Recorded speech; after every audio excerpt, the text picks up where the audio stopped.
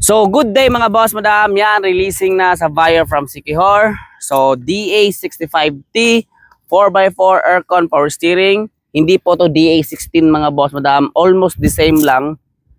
Kasi nga atras yung gulong.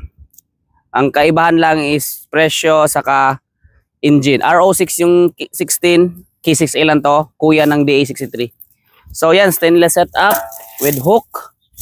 Tapos yan, pinili ng buyer na itim lang, unlimited sticker, John Walker trademark, brand new battery, stainless yung gilid dito.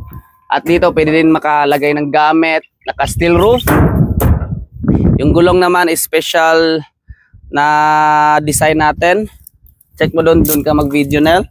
Then yan, concept ng iba sambales natin. Yan, naka-hook din dito sa likod. Merong magkakasabitan with plate number na, malinis na taillight, nilinisan. Upuan, folded, nafi-flip po dito. Pwede masakyan ng kahit ano, anong gusto niyo nila bossing. Tapos ano pa ba, yung trademark natin na gear na hindi ko naglalagay ng mga putik. Sobrang common na yun.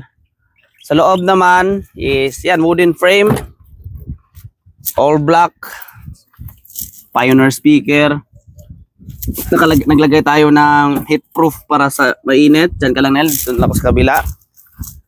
At walang 100% nagawa mga boss madam, as long as lang ginawa ko yung best ko para magiging mapabuti yung releasing natin at sa buyer. Kung mayroong magkakaproblema, sure po ako na kung trust the unit lang mga boss madam, para yung unit is magkatiwalaan din kayo. At yan, wooden frame, flat black, 4x4, touchscreen, aircon, AC. Yan, VIP ceiling, very wow unit. Malinis yung yung electrical natin sa ilalim, ni-repack natin, chinek. Ano pa ba? At yung DA65T is wala po yung engine dito. Wala po kayong makikita ng engine. Yan, wala makikita na engine dyan. At yan, dito nakikita si engine sa gilid lang kasi nasa likod yung engine, parang scrum lang at DA16. Yung DA16, yung radiator nasa lalim ng upuan, wala nasa harap. Malinis yung harap niya. So yun lang mga boss madam, sa gusto mag-order, just pay my Facebook account, Ervin Lopez Flete. Huwag mahiyang magtanong, feel free to ask.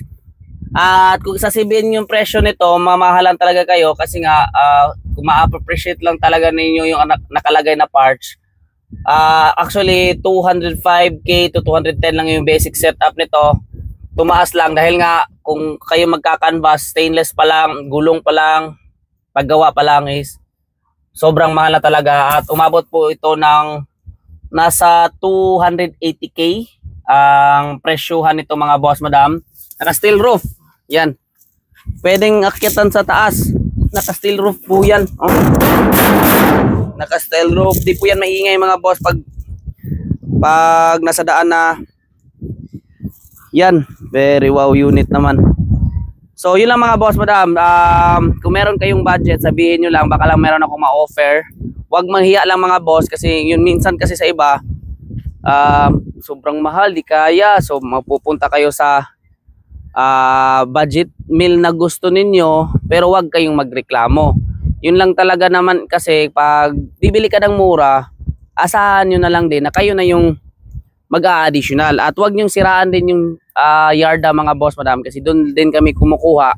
Sa amin lang kasi kumukuha ako ng, kami kasi yung unang kukuha sa unit para magiging class A din yun.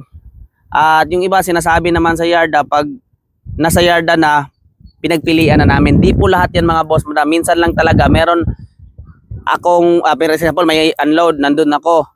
Di ibig sabihin pumunta ako doon, wala akong nagustuhan. Minsan lang talaga pick up yung gusto ko, almost ban talaga yung dumating. Or 4x4 yung gusto ko, 4x2 yung nandun. So wag magsiraan mga boss madam. At yun lang mga boss madam. Kung nga pala Sir Ervin Lopez Flete, ang nasabi palagi ng no bulok, no usok, no leak, class A unit mga boss madam. Peace.